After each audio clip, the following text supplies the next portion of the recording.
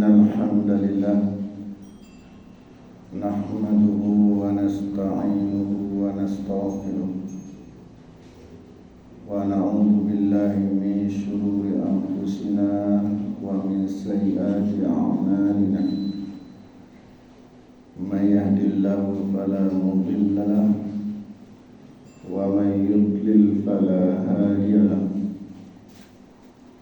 أشهد أن لا إله إلا الله وحده لا شريك له وأشهد أن محمدا عبده ورسوله اللهم صل وسلم وبارك على محمد وعلى آله وأصحابه ومن تبعهم بإحسان إلى يوم الدين.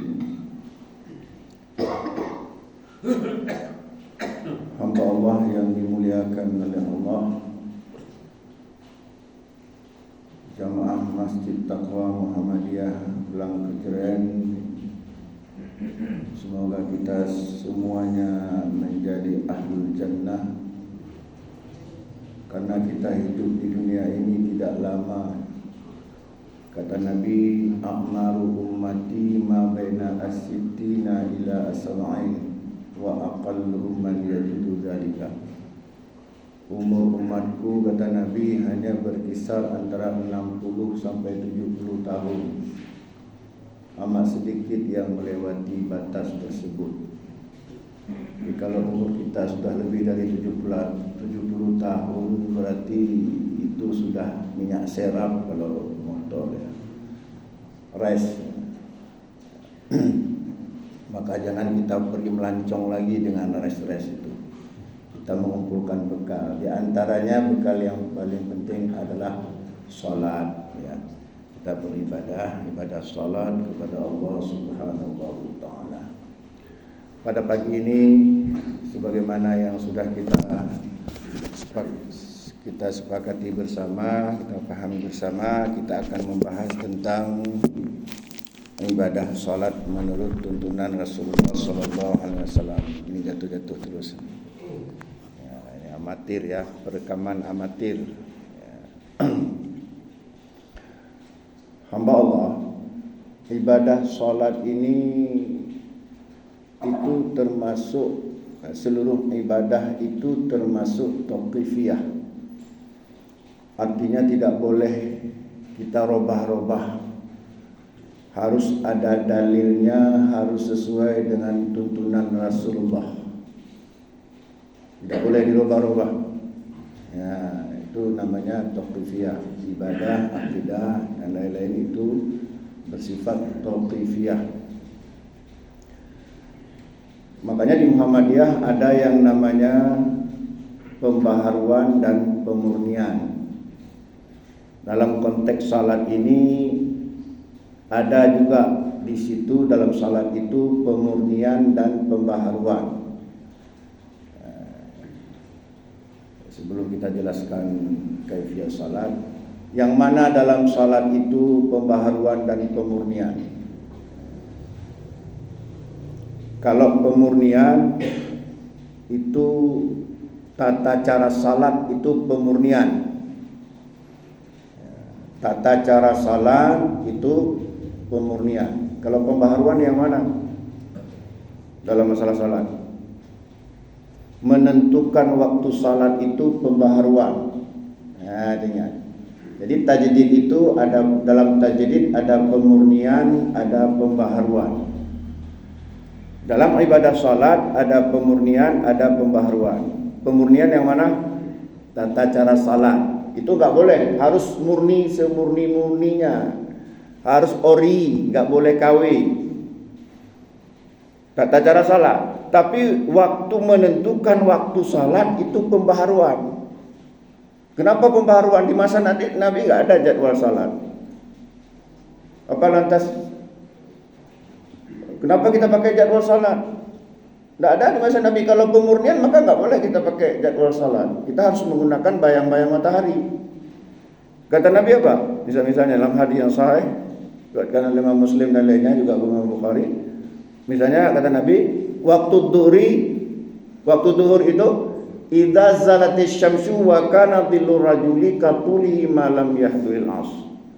Waktu duhur itu ketika tergelincir matahari hingga bayang-bayang seorang laki-laki sama panjang dengan badannya. Makanya dulu di masa sahabat, seorang muazin kalau mau azan duhur dia berdiri dulu di bayang-bayang matahari atau di lukuli syai'in, bayang-bayang segala sesuatu.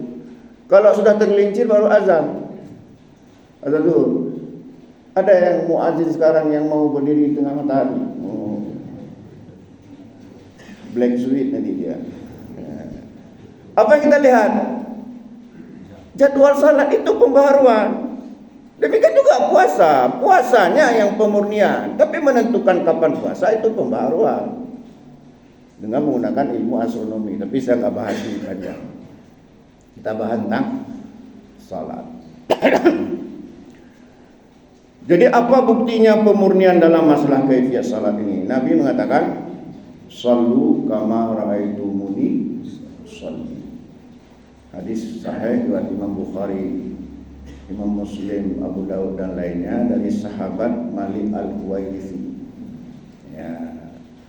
Jadi shallu kama ra'aitumuni usolli. Salatlah kalian sebagaimana kalian melihat aku salat. Kita minta nanti banyak bertanya ya. Saya pengantar kira-kira beberapa hal, tapi nanti banyak bertanya. Yang pertama, kalau kita ingin salat, yang pertama adalah tentu kita harus berniat. Cuman niat itu bukan usolli. Saya udah buka kitab fikih Syafi'i, Maliki, Hambali, macam-macam. Saya lihat ada enggak lafaz niat? Enggak ada. Dalilnya pun cuma satu. Apa dalilnya? Hadis dari Abu Bakar As-Siddiq radhiyallahu anhu, innamal a'malu binniyat wa innamal likulli imri'in ma nawa. Itu satu-satunya hadis tentang niat. Apa artinya? Innamal a'malu binniyat. Sesungguhnya setiap amal itu tergantung niatnya. Wa innamal likulli imri'in ma nawa. Dan orang akan mendapatkan apa yang diniatkan.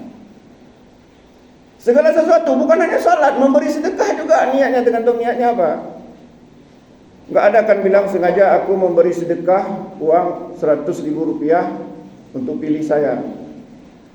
Ada orang berniat melafazkan niat seperti itu? Enggak. Niat itu pekerjaan hati. Jadi enggak pernah diajarkan oleh Nabi lafaz niat. Itu hanya fikih tadi ya, apa. Dan itu bukan fikih zaman dulu, fikih tatapan itu buat saja. Katanya untuk memantapkan hati.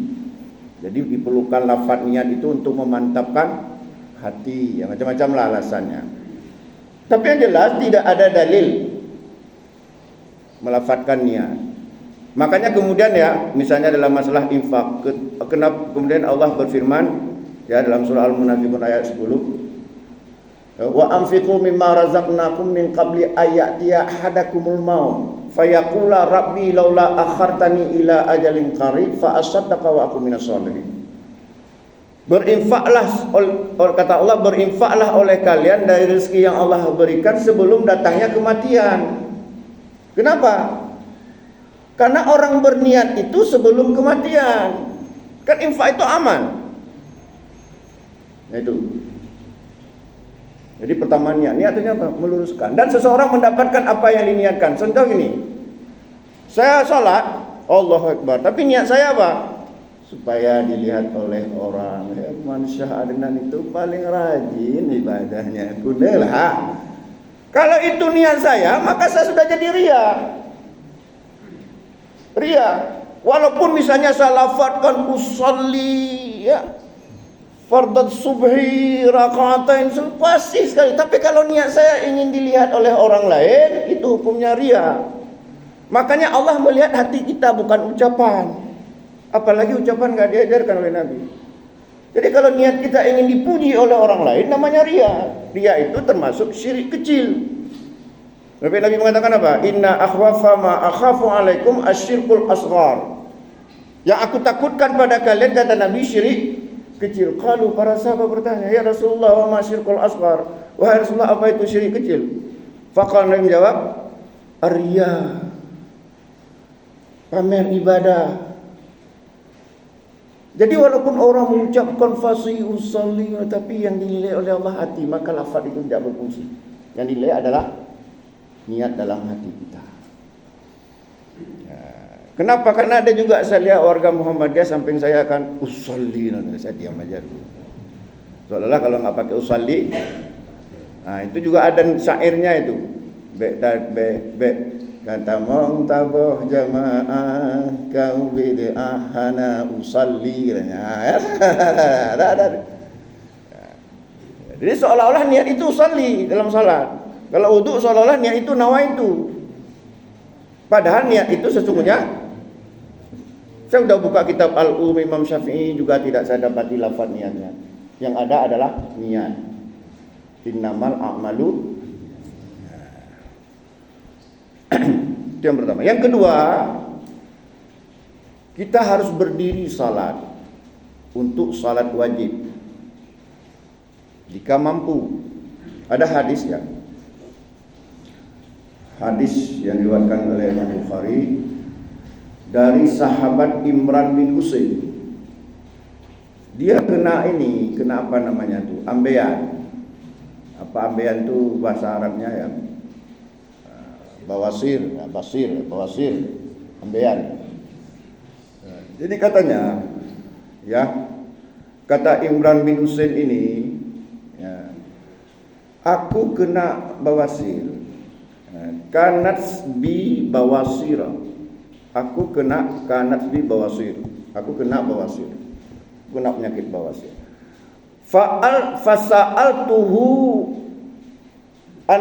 Fasa'altuhu Rasulullah sallallahu alaihi wasallam anis salati.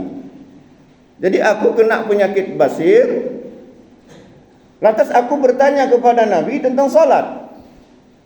Faqala Nabi menjawab, "Shalli qa'iman." Salat itu harus berdiri. Fa illam tastati, tapi apabila tidak bisa berdiri karena sakit apa tadi? Ambeien. Bawasir apa basir? Bawasir lain lagi ya. Basir. Fa illam tastati, kata Nabi, jika tidak mampu berdiri, fa qa'idan, maka boleh duduk. Tapi duduk juga enggak bisa. Aduh, apa namanya? Ambeien ini kalau udah parah, duduk pun enggak bisa. Fa illam tastati, jika enggak mampu untuk duduk, kata Nabi, fa'ala jambin, maka kita berbaring dengan rusuk kanan menghadap kiblat. Dengan rusuk kanan menghadap kiblat. Nah, jadi wajib berdiri. Tapi bagi salat sunat enggak wajib. Ya. Kalau salat sunat enggak wajib. Ada hadis juga Imam Muslim dari Aisyah. Kata Aisyah, an salati Rasulullah sallallahu alaihi wasallam bil laili. Aisyah menceritakan salat Rasulullah sallallahu alaihi wasallam bil laili, salat malam. Ya, dari Aisyah dia menjelaskan an salati Rasulullah sallallahu alaihi wasallam bil laili. Aisyah menjelaskan salat Rasulullah pada malam hari. Qalat, kata Aisyah, yusalli lailan tawilan qa'iman wa yusalli lailan tawilan qa'idan.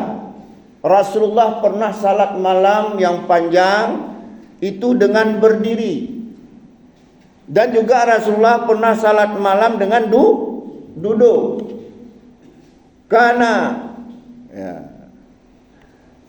yaqra'u qa'iman wa raka'a qa'iman wa idza yaqra'u qa'idan raka'a qa'idan. Rasulullah jika membaca ayat sambil berdiri maka rukuk juga berdiri, dan jika Rasulullah membaca ayat sambil duduk beliau juga rukuk sambil duduk. Maka salat sunat itu dibolehkan duduk walaupun tidak ada udzur.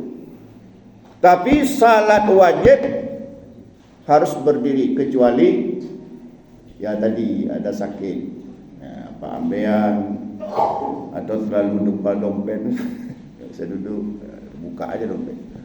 Nah, itu. Jadi yang pertama berdiri. Yang kedua bertakbir.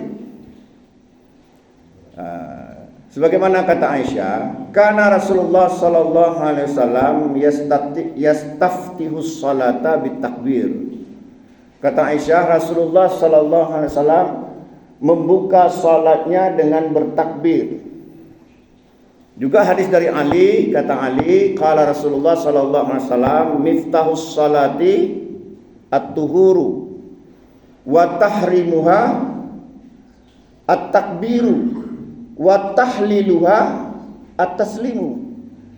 Kata Rasulullah, kunci salat itu pada berwudu. Makanya sempurnakanlah wudu tadi yang kita bahas habis maghrib itu. Itu kunci salat. Sempurna wudu maka sempurna juga salat. Wa tahrimuha, haramnya itu takbir. Haram apa ini? Maksudnya haram melakukan hal-hal yang membatalkan salat. Misalnya ngomong Allahu Akbar, gimana? Siapa kita pilih ini ya? Nah, itu nggak boleh, haram. Wa tahliluha, halalnya maksudnya sudah boleh kita ngomong-ngomong setelah salam. Wa tahliluha at-taslim. Jadi yang kedua takbir. Nah, takbir itu mengangkat tangan. Jadi mengangkat tangan dalam salat itu kalau menurut riwayat hadis Ibnu Umar ada 4. Ya.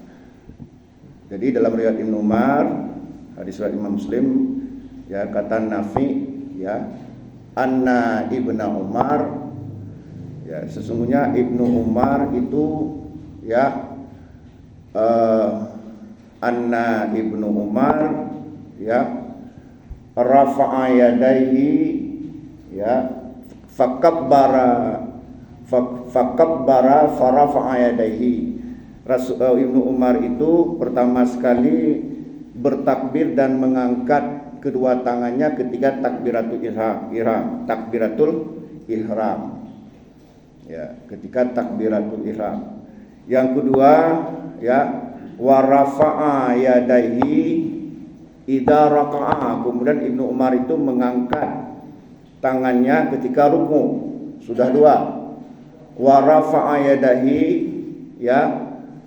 Kemudian mengangkat kedua tangannya, qala sami'allahu liman hamidah, setelah mengucapkan sami'allahu liman hamidah. Kemudian wa rafa'a yadaihi, ya.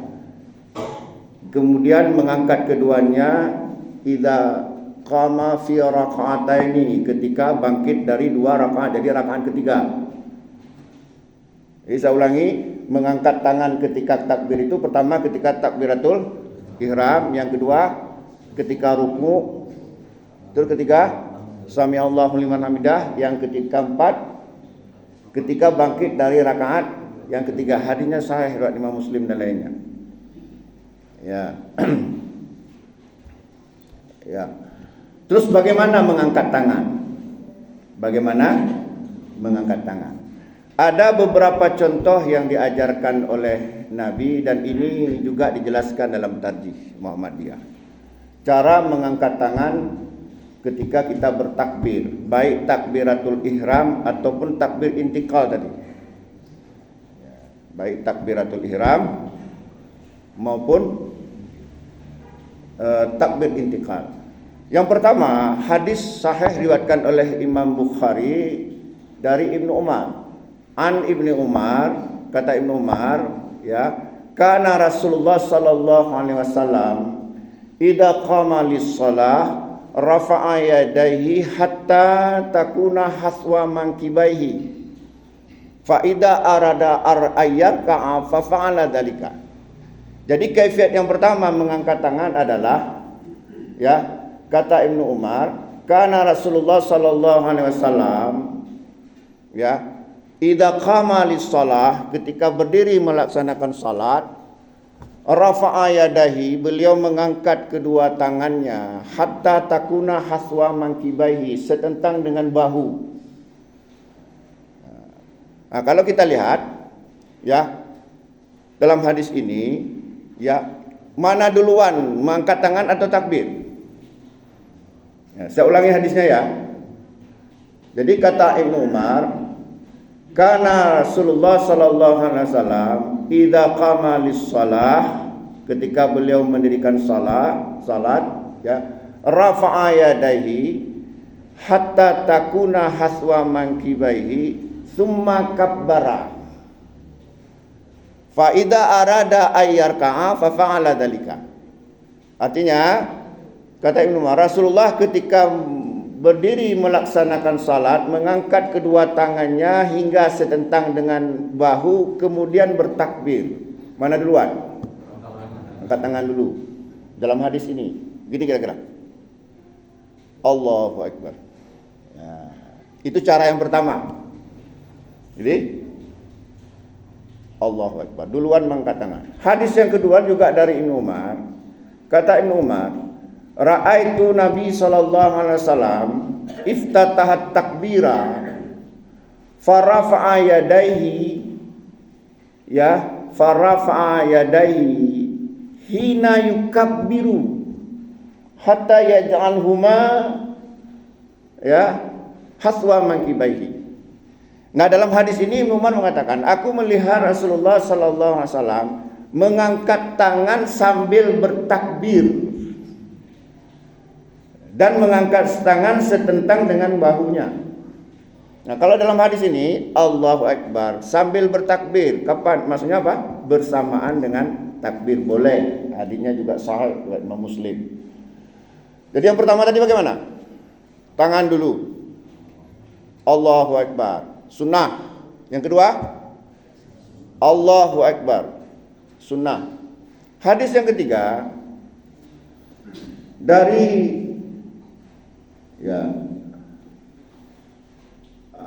Malik al-Huwairisi, sahabat Malik al-Huwairisi, Abu Malik al-Huwairisi, ya, dikatakan begini,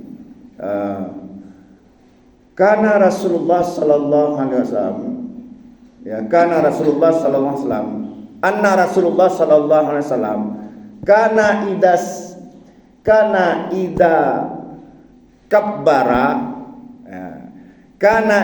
kabbara rafa'a yadayhi hatta yuhadiya bi udunaihi. Hadis ini diriwayatkan oleh Imam Bukhari dan Imam Muslim. Jadi dalam hadis ini sahabat tadi mengatakan anna Rasulullah sallallahu alaihi wasallam, sesungguhnya Rasulullah sallallahu alaihi wasallam kana idza kabbara, ketika bertakbir, farafa'a yadayhi hatta yuhadiya bi udunaihi, beliau mengangkat tangannya setentang dengan telinga. Ya. Jadi kana idza kabbara, ketika setelah takbir, kabbara itu kan fi'il madhi, setelah takbir, rafa'a yadayhi hatta yuhadiya bi udunaihi. Rasulullah SAW bertakbir kemudian mengangkat kedua tangannya setentang dengan telinga. Kalau dalam hadis ini mana duluan? Takbir dulu, kemudian mengangkat kedua tangannya setentang dengan telinga. Apa kesimpulan kita? Nah, artinya semua boleh menurut hadis ini. Boleh duluan takbir, boleh duluan takbir lantas mengangkat tangan, boleh bersamaan takbir sambil mengangkat tangan, boleh mengangkat tangan dulu baru takbir. Kemudian meletakkan tangan boleh setentang dengan bahu, boleh setentang dengan telinga. Selebihnya nggak boleh. Nah itu. Jadi ini penting kalau kita melihat ada perbedaan, jangan lantas kita karena kita sudah biasa misalnya setentang dengan bahu, ketika dengan telinga, waduh perlu dikader lagi nih kawan kita ini. Enggak, itu dalam tajwid juga dibolehkan. Ya. Itu mengangkat tangan. Kemudian dalam hadis lain dikatakan summa wada'a yadahul yumna 'alal yusra. Summa wada'a yadahul yusra, summa wada'a yadahul yumna 'ala kafihil yusra. Kemudian Rasulullah meletakkan tangan kanannya ala kafihil yusra, di atas punggung telapak kirinya, telapak tangan kirinya. Ya. Tsumma wada'a yadahul Tsumma yada'a yadahul yumna ala kafil yusra ala sadrihi. Rasulullah itu meletakkan tangan kanannya di atas telapak tangan kirinya, ya, tsumma wada'a yadahul yumna, ya. Rasulullah meletakkan tangan kanannya ala yadahul yusra di atas tangan kirinya ala sadri di atas dada. Ya. Jadi apa tadi kata Nabi? Dijelaskan oleh para hadirat, Nabi meletakkan tangan kanannya wa wada'a yadahul yumna ala yusra ala sadri. Rasulullah meletakkan tangan kanannya di atas tangan kirinya di atas dada. Hadis ini diriwayatkan oleh Imam Ibnu Huzaimah dan sanadnya sahih. Jadi meletakkan di atas dada. Wada'al yadahul yumna ala yadahil yusra ala sadri. Rasulullah meletakkan tangan kanannya di atas tangan kirinya di atas dada. Bukan di atas rusuk. Mana juga Allahu Akbar gini. Kenapa? Katanya menutup pintu jin ya. Kenapa? Allahu Akbar. Enggak ada dalilnya nih. Yang ada dalil di atas dada. Nah, pemahaman di atas dada ini yang kadang-kadang agak beragam. Karena ini di atas dada, ini juga di atas dada. Ya, yang penting ada di atas dada, ini dada di atasnya. Ada juga paham seperti itu. Ini dada di atasnya, jadi terlalu ke atas ada juga kawan kita. Ya. Ada juga memahami di atas dada, dadanya ini, di atasnya ini. Tapi ada juga memahami ini dadanya, atasnya ini. Paham ya? Saya ulangi ya. Ada yang memahami ini dada, atasnya berarti ini. Ada yang memahami ini dada, atasnya ada lidi. Terserah sajalah, yang penting di atas dada. Ada kawan satu, Allah itu lalu tinggi gini. Katanya apa? Di atas dada, ini dada di atasnya. Tapi ada juga memahami ini dada di atasnya. Tapi jangan sampai di atas perut, nggak ada di atas butun, nggak ada. Tidak ada hadis di atas meletakkan tangan di atas butun. Juga tidak ada hadis di atas rusuk. Nah, jadi ada yang mengatakan, tapi saya nggak meneliti karena apa diliti nggak jelas. Katanya gini, dulu Ali dan Umar bin Khattab ditusuk ya ketika salat. Jadi supaya tidak muncrat darah tutup. Tapi itu kan bukan dalil, itu kondisional. Sama kayak kita misalnya tiba-tiba sedang salat luka di sini, ya tutup aja seperti ini supaya jangan berdarah. Atau rubah salatnya. Tapi bukan berarti lantas kita ambil dalil kalau salat harus seperti ini. Ya, kemudian dalam hadis yang lain dikatakan fawada'a yadahul yumna ala kafihil yusra wa rusri wasa'idi. Rasulullah meletakkan tangan kanannya di atas tangan punggung kiri, kemudian warusri di atas pergelangan ini, wasa'idi. Rasulullah juga pernah meletakkan di pergelangan tangan ini. Nah, ini juga hadisnya sahih. Jadi Allahu Akbar boleh begini. Ya, Allahu Akbar boleh begini. Allahu Akbar boleh begini. Bahkan ada juga hadis, ya. Ra'aitu kata sahabat ya Ibnu Huwail ya, dikatakan bahwasanya ra'aitu Rasulullah sallallahu alaihi wasallam, aku melihat Rasulullah sallallahu alaihi wasallam ya ketika salat ya damma yaminhu ala ya yasaru damma yaminuhu ala yasari. Rasulullah itu menggenggam telapak tangan punggung tangan kirinya dengan tangan kanan. Damma Rasulullah itu damma yaminuhu ala yasari. Rasulullah menggenggam. Ada juga menggenggam seperti ini. Jadi boleh, saya ulangi lagi, Allahu Akbar boleh menggenggam, ya, damma yaminuhu ala yasarihi, ya, boleh meletakkan saja, ya, boleh di pergelangan, boleh di sini, semuanya sunnah. Nah, inilah yang kata Ibnu Taimiyah tanawu fil ibadah, keragaman ibadah yang sebenarnya itu memudahkan. Kita orang Muhammadiyah harus perlu pemahaman ini supaya kita jangan salah kaprah menyalahkan orang, ternyata orang benar. Ternyata kita yang nggak cukup ilmu, kan malu juga kita. Mana ada pula taruh di lengan, yang benar itu di punggung lah, bertekak pula kita. Ternyata nggak apa-apa juga, akhirnya malu pula kita. Maka perlu kader-kader kita diberitahu tentang tanawu fil ibadah ini, atau ikhtilaf tanawu, keragaman ibadah yang semuanya dibolehkan. Dah ya. Jadi tadi sampai di mana? Jadi mengangkat tangan, terus meletakkan tangan. Ya. Kira-kira ada yang mau bertanya sejauh ini sebelum saya lanjutkan? Ada yang mau bertanya sejauh materi ini sebelum saya lanjutkan? Ada yang masih bingung? Ada? Ya, silakan. Waalaikumsalam. Yang pertama tentang tata cara sholat duduk. Iya. Dalam Jalul Awtar, kalau saya tidak silap, bahwa ada hadis menyatakan ketika Rasulullah sholat duduk tidak ada mengangkat tangan. Hadisnya cuma itu satu tentang sholat duduk di situ. Iya. Itu yang tata cara mengangkat tangan dalam sholat duduk. Kedua, ada juga yang terkait dengan letak tangan. Letak tangan ada yang sampai menggenggam siku dan Ya, bagus. Ya. Ya. Ada di belakang tadi Bapak mau tanya? Ah? Mengarah ke kiblat atau bertemu dengan arah ini, Ustaz? Ya. Ada juga begitu. Ini bertemu ini atau mengarah ke kiblat? Iya, bagus pertanyaannya. Cukup dulu ya.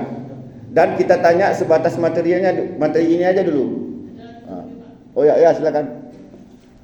Apakah ada beda antara laki-laki dengan perempuan saat mengangkat tangan? Karena ada kami dengar untuk perempuan sampai bahu, untuk laki-laki sampai pinggang. Ya, bagus pertanyaannya. Terima kasih. Jadi yang pertama tentang wudu ya. Tidak ada hadis ya yang membedakan salat yang membedakan kaifiat umum dalam salat antara orang berdiri dan khusus dan duduk. Cuman ada secara khusus, artinya yang berdiri ya berdiri, yang duduk ya duduk. Kalau misalnya tadi pada takbiratul ihram mengangkat tangan, ketika berdiri maka duduk juga harus mengangkat tangan. Ketika rukuk tadi saat berdiri mengangkat tangan, maka ketika duduk juga mengangkat tangan. Gak ada bedanya. Yang membedakan cuma berdiri dan duduk. Ya, itu ya. Jadi bukan berarti ketika kita duduk berubah ada perbedaan, kecuali berubahnya hanya dari berdiri dan duduk. Nah, itu dia. Yang kedua tadi jelas nggak ada dalilnya memegang siku. Yang ada tadi kan telapak tangan, pergelangan dan lengan, nggak ada siku. Jadi kalau ada mungkin dia dingin mungkin itu apa. Dan kemudian menjadi kebiasaan karena mula-mula enak kayak gini nih, lama-lama jadi kebiasaan. Nah kalau udah kebiasaan kadang-kadang susah merubahnya. Ya, jadi kalau kita duduk misalnya salat wajib karena sesuatu hal kita nggak bisa berdiri, boleh duduk, tapi jangan kita rubah sesuatu yang kita bisa maksudnya. Kalau mengangkat tangan kan bisa, cuman kenapa kita tidak bisa berdiri? Karena ada sesuatu. Karena kita nggak bisa berdiri karena ada sesuatu. Tapi kalau mengangkat tangan kan bisa. Jadi jangan kita rubah, tetap sebagaimana tuntunannya. Kemudian tadi Bapak yang di belakang, ya itu jelas ya. Itu mengarahnya tuh ya istiqbal al-qiblata, mengarah ke kiblat, bukan begini. Jadi nggak ada. Nanti pikirnya kita buka jurus pula. Nanti kalau kayak gini nanti orang gini pula nanti. Jadi begini, menghadap kiblat telapak tangan. Kemudian tidak ada perbedaan Bu ya antara laki-laki dan perempuan sama saja. Kalau laki-laki dibolehkan bahu, perempuan juga dibolehkan di atas bahu, dan laki-laki dibolehkan di telinga sejajar dengan telinga, perempuan juga dibolehkan sejajar dengan telinga. Kita lanjutkan dulu ya. Ya. Begini, mengenai iftirash atau tawaru itu melihat rakaatnya. Ya, kalau dia begini, bukan melihat rakaatnya, melihat apakah dia tahiyat awal atau posisi duduknya itu salat duduk iftirash. Kecuali kalau dia tahiyat akhir maka duduk tawaruk. Ya, ini ada permasalahan begini ya. Itu ada sebagian orang kalau 2 rakaat ya dia duduk iftirash. Ya, seperti subuh. Tahiyat akhirnya duduk iftirash. Sebagian lagi duduk tawaruk. Ya. Yang benar sebenarnya sudah dikaji oleh Muhammadiyah ya, berdasarkan hadis ya.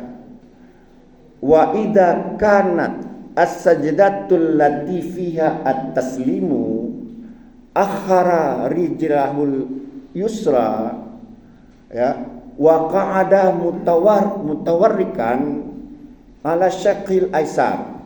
Jika dia duduk pada sujud yang terakhir di mana setelah itu salam, maka dia menghamparkan kaki kirinya duduk tawaruk dengan duduk di atas betis kiri. Dalam riwayat ini dikatakan fa idza jasala fil rakatil akhirati qaddama rijalul yusra ya wa nasabal yusra wa nasabal yumna wa qa'ada ala maq'adatihi. Jika dia duduk pada rakaat yang terakhir, maka dia mengedepankan kaki kirinya lantas duduk di atas tempat duduk. Sekarang saya tanya, ketika salat subuh rakaat terakhirnya kapan? Yang ada salam 2, maka duduk tawaruk. Karena salat terakhir itu yang ada salam pada 2 rakaat. Kalau salat witir, salat terakhirnya kapan? Kapan? 3 itu duduk tawaruk. Jadi tidak melihat jumlah ukurannya, bukan melihat kuantitasnya, tapi kata-kata terakhir dan kata-kata rakaat terakhir dan kata-kata rakaat yang ada salamnya. Begitu dipahami oleh Muhammadiyah. Sementara hadis-hadis yang menunjukkan ya tentang masalah ya fi raka'ataini yafrishu rijlahul yusra dan sebagainya, ketika 2 rakaat ya duduk iftirash, itu maksudnya menjelaskan bukan pada rakaat terakhir, bukan pada rakaat yang di dalamnya ada salam. Maka itu dimaksudkan tahiyat awal, karena tahiyat awal tidak ada salam. Begitu penjelasan di Muhammadiyah. Tapi kawan-kawan kita dari Salafi ngotot dia harus duduk iftirash. Silakan saja, bukan Muhammadiyah kok. Ini Muhammadiyah, bukan Salafi. Di Muhammadiyah pemahamannya seperti itu. Jadi walaupun duduk subuh 2 rakaat, tapi kalau karena pada salat rakaat kedua itu salat yang ada rakaat yang ada salamnya dan rakaat yang ada sebagai rakaat terakhir, maka dia duduk tawarruk. Ini jangan terjadi khilaf di kalangan Muhammadiyah, karena di seluruh masjid Muhammadiyah seperti itu. Ya. Coba dilihat tadi, seperti itu penjelasannya. Ya, jadi nggak boleh misalnya saya pegang sajalah pada iftirash 2 rakaat. Boleh saja, itu hak pribadi, tapi jangan mengaku-ngaku diri sebagai kader Muhammad, apalagi pengurus Muhammadiyah. Nanti akan kacau. Kita nggak boleh bertentangan dengan tadi. Kita harus menghormati tadi, dan tadi itu pakar-pakar itu, ahli hadis, ahli tafsir, ahli ini, bahkan diundang pakar-pakar yang lainnya membahas tadi. Jadi bukan orang cilet-cilet, ya, orang-orang hafal Quran, hafal hadis juga. Nah itu dia. Jadi kembali ke tentang salat duduk tadi. Kalau duduk dia bukan tahiyat akhir, maka duduknya iftirash. Duduknya iftirash. Kalau kita salat duduk ya. Kalau kita salat sambil duduk, karena yang kita lakukan duduk-duduk biasa, yang pengganti berdiri kan ini pengganti berdiri ini, maka duduknya iftirash. Tapi ketika kita duduk sampai pada saat rakaat terakhir, duduknya tawarruk, itu saja. Rubah posisi. Karena apa? Kita duduk sudah ada salam dan rakaat terakhir. Tapi kalau duduk pengganti berdiri itu duduk iftirash. Ya. Oh, ini rupanya jam saya taruh tadi. Saya lihat mana jam, pikir hilang pula. Ya.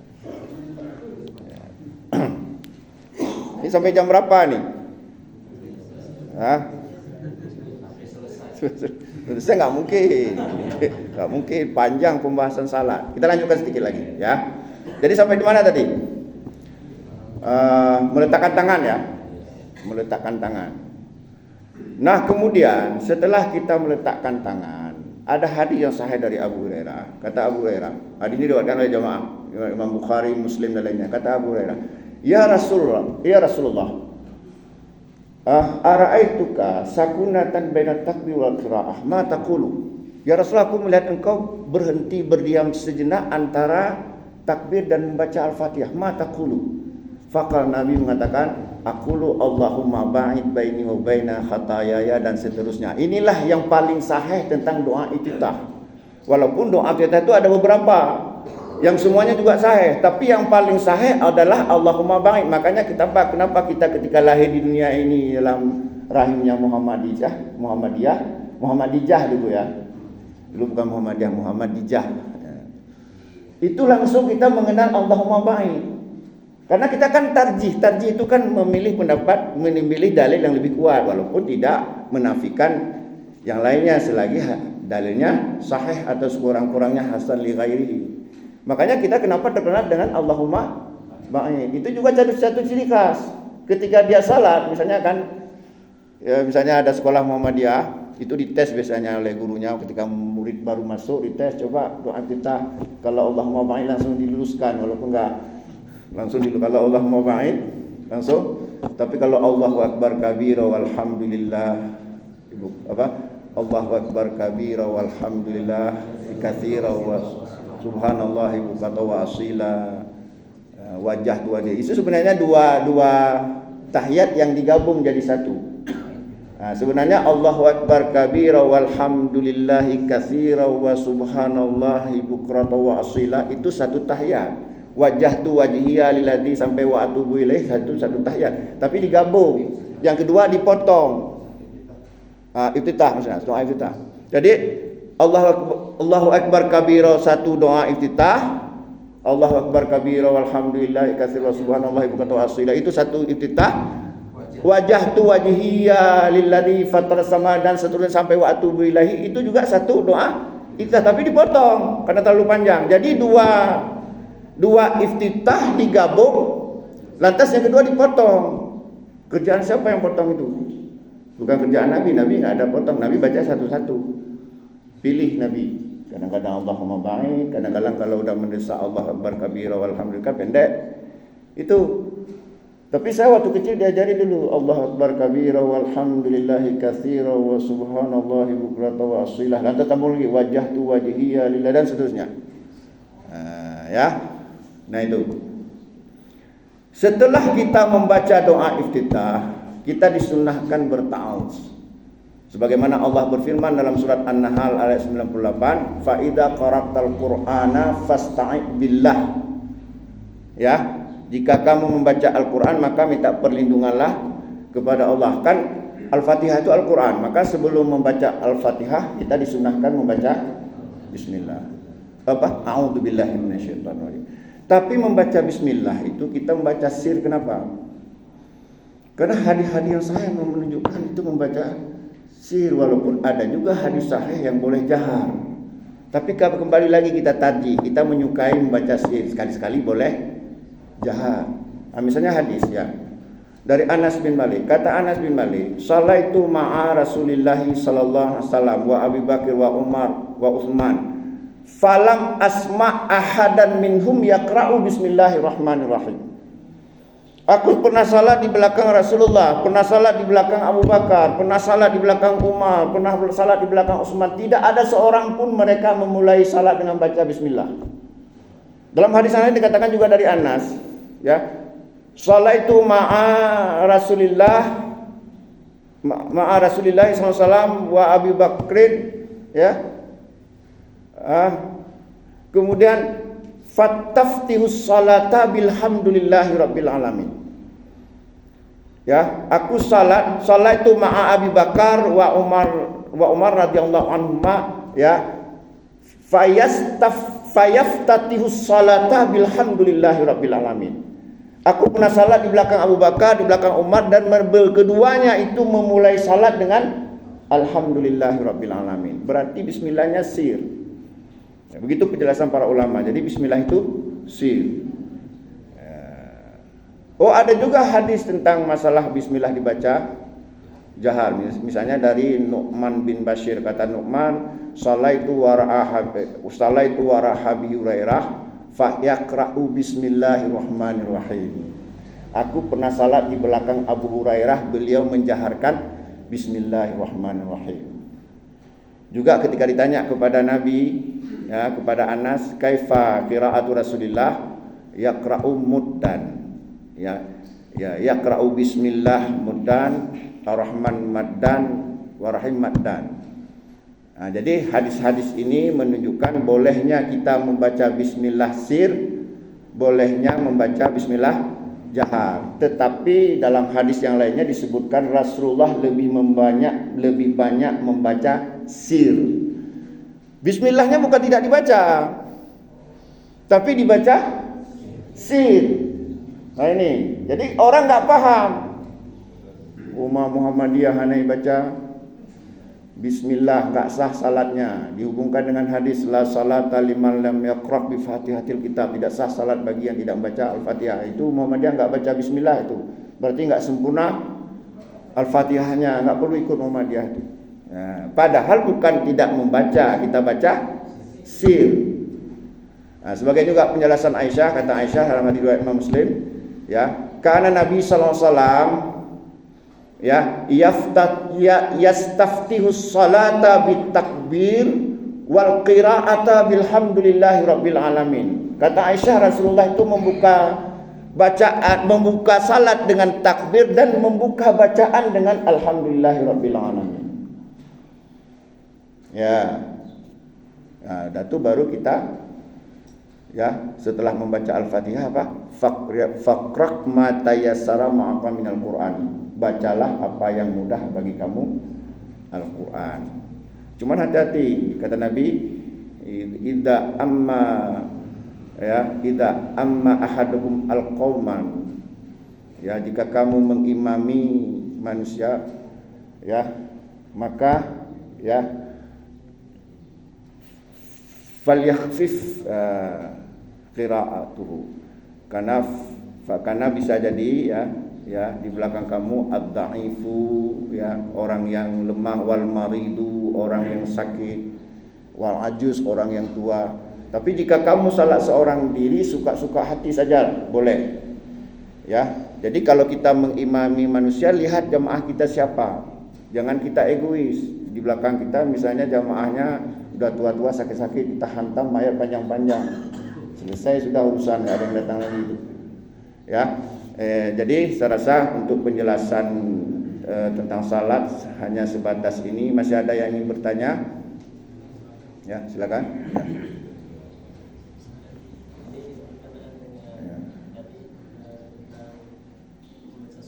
Ya. Ya.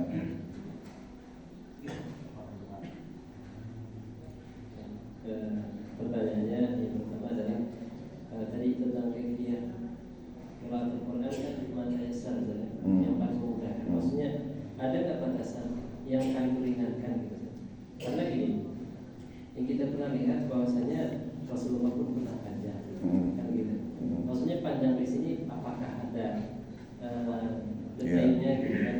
Karena jamaah kita pun nggak suka juga yang pendek kali. Ada yang nggak panjang kali. Ada yang suka panjang kali, ada yang suka pendek kali. Iya. Nah, gitu.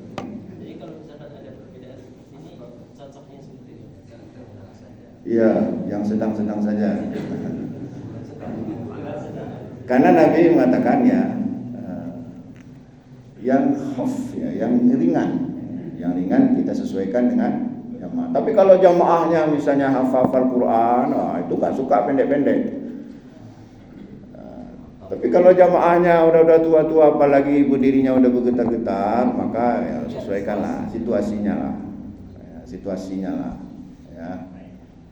Itu kira-kira lah. Jadi ukurannya itu, yang idealnya itu kita lihatlah jemaah kita. Mungkin kalau jemaah Muhammadiyah ini ada yang suka panjang, ada yang suka pendek, ya sesuaikanlah dengan pertengahan. Ada yang lagi yang lain? Ya. Ukuran jari yang kata tadi, ujung jari atau tangannya kalau bahu itu? Ujung jari. Ya, begini ya. Jadi hatta takuna haswa mangkibahi artinya ya. Tengahnya itu setentang dengan bukan jarinya, tengahnya. Ya kira-kira beginilah. Ya. Telinga juga tengahnya. Ya. Jadi bukan diukur maksudnya jarinya di ujung telinga ini, bukan. Ya. Nah, jadi yang pula disuai. Jadi ini kira-kira. Karena tidak ada hadis rinci mengenai ujung-ujung ini. Cuman Nabi mengatakan hatta takuna haswa mankibahi atau yuhadiya bi udunaihi, setentang dengan bahu dan setentang dengan telinga. Kita pahami kan sentang itu di tengah. Enggak ada Nabi mengatakan ujung jari, enggak ada. Jadi jangan kita berat-beratkan juga. Ya, silakan Ustaz. Yang saya tanyakan pertama, membaca Al-Fatihah. Ya. Pada saat kapan? Apakah bersamaan dengan imam atau setelah imam membaca Al-Fatihah? Setelah amin. Oh ya, bagus. Ya. Itu yang pertama. Yang kedua, memperlambat gerakan kita setelah imam ketika bapak ruku. Jadi imam sudah berdiri, sami Allahu liman hamidah, kita masih ruku lama. Ya. Ya. Jadi itu urusan. Ya, terima kasih. Begini. Kata Nabi, ju'ilal imamu liyutamma bihi. Dijadikan imam itu untuk diikuti. Fa idza kabbara fakabbiru wa idza qara'a fa'ansitu. Hadis ini diriwayatkan oleh Imam Muslim, Abu Dawud dan lainnya. Artinya dijadikan imam itu untuk diikuti. Apabila imam takbir maka takbirlah. Apabila imam membaca ayat kamu diam. Jadi kalau imam membaca ayat kita diam. Kalau kita baca ngapain imam baca? Kecuali kalau salat sir. Pernah di zaman Nabi pada salat jahar, Nabi membaca, ada satu sahabat membaca juga keras di bawah. Membaca juga. Jadi imam Rasulullah membaca jahar, tapi di belakang ada sahabat yang membaca. Nabi tahu. Setelah kemudian Nabi berpaling. Setelah selesai salat Nabi berpaling. Insarafa ke belakang. Kata Nabi, ya, siapa yang baca bersamaku tadi? Man qara'a ma'i anifan. Siapa yang baca bersamaan denganku tadi? Ya, sahabat Kayo. Nanti ada satu sahabat, ana ya Rasulullah. Kemudian Nabi mengatakan, ya, mali unaza'ul Quran. Kenapa kita berlomba-lomba? Kenapa aku berlomba-lomba membaca Al-Quran? Fantahan nas. Kemudian pada saat itu enggak ada lagi yang berani membaca ketika Nabi membaca jahar. Makanya kalau salat jahar ketika imam membaca Al-Fatihah keras, itu tujuannya untuk kita hayati. Kalau kita sibuk baca, ngapain dia baca? Lebih bagus baca jizir aja. Jadi maksud hadis la salata liman lam yaqra bi Fatihatil Kitab. Tidak sah salat bagi yang tidak membaca Al-Fatihah. Itu bagi salat sir. Ya, bagi salat sir. Bahkan ada Nabi mengatakan, idza ji'tum ila shalah, jika kalian datang salat, wah nahnu sujudun, ketika kami sujud, fasjudu, kamu juga sujud. Fala ta'uduha, tapi jangan dihitung.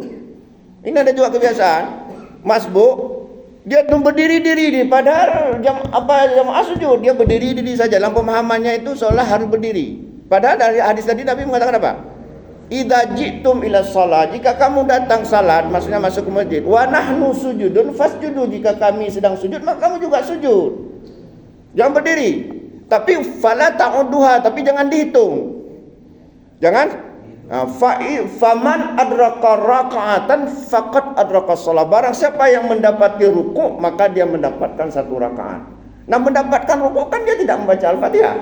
Tapi Nabi menganggap mendapatkan satu rakaat. Jadi nggak mutlak, maksudnya kalau nggak baca Al-Fatihah sama sekali lantas kita nggak sah salat kita.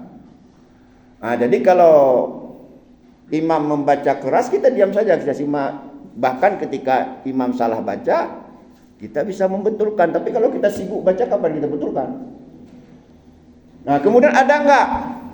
Ada juga pemahaman gini, membiarkan jamaah membaca, maka setelah Al-Fatihah dia diam sejenak untuk membiarkan kesempatan jamaah makmum membaca. Ini tidak ada dalilnya, enggak ada perbuatan seperti ini di masa Nabi. Ini hanya olah-olah saja, karena berpaham tadi tidak sah salat bagi yang tidak membaca Al-Fatihah. Jadi dianggap nanti makmum enggak sah salat, enggak baca Al-Fatihah, maka diberikan kesempatan. Makanya ada imam ya, setelah baca Al-Fatihah diam lama, lantas baru baca. Ini enggak ada praktek seperti itu di masa Nabi. Kalau ada tentu kita terima riwayatnya, dan tentu kita orang pertama yang mengamalkannya. Jadi jangan juga mengada-ngada.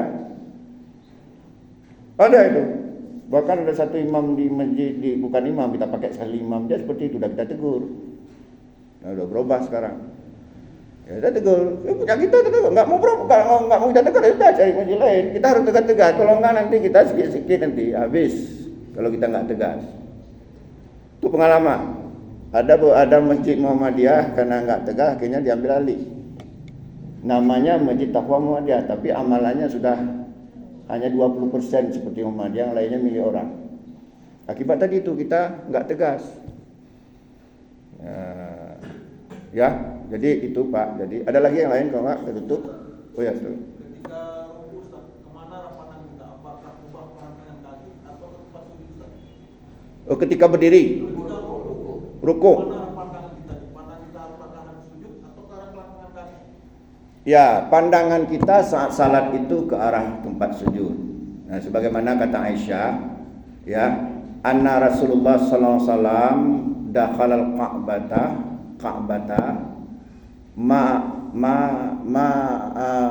akhlafa basaruhu ala mawdi sujudihi ya hatta kharaja minha. Rasulullah ketika masuk ke Ka'bah, beliau tidak melepaskan pandangannya ke arah sujud hingga beliau keluar. Makna tidak melepaskan pandangannya ke arah tempat sujud kan bukan hanya berdiri, ketika rukuk juga ke arah tempat sujud. Jadi yang benar mata kita kemana? Ke arah tempat sujud, bukan lihat lutut kita. Kalau kita lihat lutut kita, ya walaupun kadang bisa jadi terlihat, tapi yang lebih sempurna kita melihat tempat sujud. Karena tadi kata Aisyah, akhlafa basaruhu alam ya maudhi'u sujudi hatta kharaja minha. Rasulullah ketika masuk Ka'bah tidak melepaskan pandangannya ke arah tempat sujud hingga beliau keluar. Maksudnya Rasulullah saat itu salat. Ada lagi yang lain? Lagi tanya Pak, jari itu ke mata kita kemana? Sujud atau ke jari? Ya, kalau kita lihat hadis-hadisnya itu ya, pandangan mata itu ya itu ke arah telunjuk. Tapi juga ada hadis lain yang mengatakan kita menghadap ke arah mata kita menghadap ke arah kiblat. Itu setelah bapak-bapak lah mau lihat sujud boleh, menghadap ke kiblat boleh. Itu enggak terlalu prinsipil ya. Ada lagi lain? Yang baca ta'awudz tadi, apakah di setiap rakaat bacaan Fatihah itu diawali dengan ta'awudz atau hanya di pertama? Di pertama saja. Tidak ada hadis yang menyebut. Karena itu membaca Quran di awal perbuatan. Bukan kewajiban setiap membaca Al-Fatihah, bukan. Kewajiban kita membaca ayat Al-Qur'an. Karena kebetulan yang pertama bertemu dengan Al-Fatihah ya kan, maka kita baca ta'awudz di rakaat pertama saja. Terus yang kedua berkenaan dengan berjamaah ini, kita kadang-kadang menemukan sholat kan tidak di satu tempat saja. Ya. Menemukan imam bacaan Fatihahnya, kita tahu bahwa itu ada salah. Kondisi kita sebagai makmum kan ada keraguan-keraguan. Nah, sikap kita di dalam sholat mengikuti imam seperti itu gimana? Apakah kita munfarid dalam membatalkan sholat atau tetap diikuti sholat?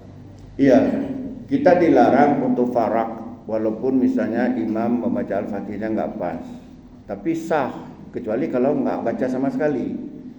Bahkan ada kadang-kadang imam hurufnya tertukar-tukar, tapi sejauh masih kita nggak ya masih ini nggak terlalu berat ini, maka jangan farak. Ya, kecuali kalau dia tidak membaca Al-Fatihah.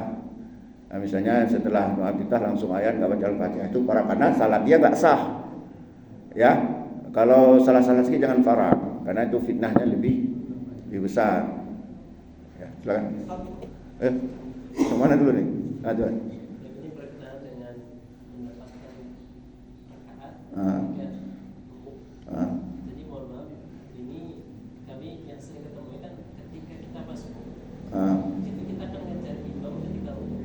Tapi ketika takbir, kita mau sujud. Misalkan kita udah takbir, kita mau sujud, kita mau rukuk, mohon maaf, imam sudah berdiri, sudah tegap, tapi takbirnya terlambat. Apakah itu termasuk mendapatkan rukuk atau ketika rukuk kita dapat rukuk baru takbir? Karena biasanya mohon maaf, ketika takbir kita baru rukuk. Ya begini, itu kalau kita memang baru masuk salat, maka itu takbiratul ihram, itu rukun, maka itu takbir dulu. Bahkan ada sahabat masuk langsung Allahu Akbar gini-gini dia. Sampai ya ada. Jadi itu dulu Allahu Akbar langsung rukun dia. Dikasih tahu sama Nabi pada prinsipnya enggak setuju, tapi ya udahlah. Kira-kira itu lah. Artinya jangan diulangi lagi seperti itu walaupun saat itu dianggap sah. Nah, ya.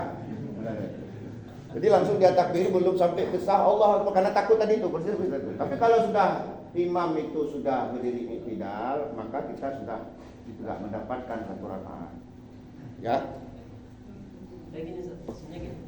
Ketika mohon maaf, imam sudah rukuk. Ya. Kita belum nyampe misalnya. Ketika kita sudah nyampe, imam itu sebenarnya udah mau takbir. Nah, kita baru Allahu Akbar, kita kejar. Nah, tapi imam sudah berdiri. Gitu, apakah itu sudah termasuk rukuk? Jadi kira-kira sajalah. Dapat dikit. Dapat dikit. Ya. Ya. Jangan diulangi. Karena ada berpendapat salah satu yang kita dengar salah satu kiai seperti itu tidak mendapatkan rakaat, maka harus ditambahkan. Itulah tadi kan kuncinya rukun. Cuman batas kita kan masalahnya kita menentukan batas terakhir rukun itu kapan. Nah, ini kan sangat halus ini ya. Ya kira-kira sajalah ya. Ada yang lain ya? Ada yang lain? Enggak ada tumaninahnya mungkin. Ya. Jadi begini Ustaz. Ya gimana? Yang dapat dikatakan kita dapat satu rakaat itu apabila kita bersamaan ruku dengan imam, artinya walaupun hanya sesaat sempat pun membaca subhanallah, tapi ada saat sama imam itu dikatakan satu rakaat. Tapi apabila berselisih imam tidak, kita ruku tidak sempat, maka itu tetap kita ruku, hanya saja itu tidak dihitung sebagai satu rakaat. Iya, kayaknya seperti itu lebih selamat ya. Karena jangan juga kita berspekulasi pula ya. Karena itu tadi, karena masalahnya kita ini lale-lale kali ya. Sibuk kali ngurus-ngurus sehingga terlambat pergi ke masjid. Supaya jangan bingung-bingung seperti itu, cepat datanglah ke masjid. Kan itu. Ya. Ada lagi yang lain? Ya. Imam membaca ayat itu waktu membaca surat, karena dari dalam ada surat 15, 17 yang ayat-ayat lain digabung menjadi 15, tapi dia baca itu waktu ketika sholat. Gimana Ustaz? Ada pernah saya jumpa itu karena ada ayat 15 di jumhur atau apa? Dia digabung itu antara surat ini jadi 15, antara surat ini jadi 7. Ada pernah dia itu nggak boleh. Nabi tidak pernah memotong-motong. Masih kalau kita tahu itu apakah kita sholat kembali? Oh enggak. Itu enggak membatalkan salat. Cuman itu enggak boleh. Artinya dia gado-gado ambil cuplik apa? Ambil sana sikit, ni sikit. Nah, itu enggak boleh. Karena dia Al-Qur'an itu dia satu kesatuan. Kecuali kalau misalnya kita penggal tapi maknanya tetap utuh. ayat urutan ayatnya itu tidak berubah. Misalnya surah Al-Baqarah terlalu panjang, kita hanya ngambil di akhirnya. Boleh, tapi jangan ngambil 2 ayat sana, 2 ayat sini gabung-gabung. Nanti bingung orang memahaminya. Bisa menyesatkan nanti. Satu lagi Ustaz. Ya. Ketika sujud Ustaz, kalau tidak tersentuh hidung ini apakah batal atau mana? Apa kita tahu? Iya. Atau memang ada sebagian sujud cuman ini aja yang susah. Iya. Jadi gini kata Nabi, umirtu an asjuda ala sab'atin a'dumin. Ya. Wajab hati wa asyara bi anfi. Rasulullah mengatakan dahi sekaligus hidung. Itu satu paket. Jadi jangan hanya kena dahi saja, tapi juga hidung. Itu dia hitung satu. Jadi jangan apa? Jangan dahi saja, harus kena hidung. Tapi salatnya tidak batal. Cuman kurang sempurna kalau hanya dahi saja. Yang benar adalah kata Nabi, umitu an asjuda ala samawati al-ardumin. Aku diperintahkan untuk sujud pada anggota badan. Ya. Jabhatu wa asyara biyadihi ala anfihi. Rasulullah mengatakan dahi kemudian menunjuk hidung. Berarti dahi dengan hidung itu satu. Ya. Kayaknya sudah cukup nih. Oh, satu lagi. Posisi kita berdiri berjamaah apakah harus apa ini kaki kita harus ketemu? Ya, ya. Ya, kan sering sawu sufufakum ya. Rapatkanlah safmu ya. Fa inna fi sufufikum tamamus shalah dan lain-lainnya ada beberapa atau ya kalau tidak begitu wa yukhaliful qulubakum akan membuat hatimu pecah. Ya rapat, tapi jangan juga terlalu berlebihan sampai pijak-pijak kaki ya, itu saya rasa sudah berlebihan ya. Ya biasa aja lah, wajar aja, jangan rapat, jangan pula terlalu dempet-dempet seperti itu. Jadi rasan itu merapatkan itu artinya ya wajar-wajar saja. Ada dua sahabat kadang-kadang ya cik kaki kita lekas cik gitu. Pernah akhirnya saya injak akhirnya, pala saya maunya kan dempet kita meninggalkan sedikit, dia pasang lagi. Jadi seolah-olah dia nggak boleh renggang sedikit pun. Itu saya rasa terlalu berlebihan. Jadi rapat itu maksudnya ya sekedarnya apa ini, jangan juga terlalu. Jadi kalau kita menganggap harus dempet ini semuanya, akhirnya malah kita nggak bisa bergerak itu. Coba akhirnya ya. Jadi begini saja, insya Allah nanti kapan-kapan saya balik lagi ya.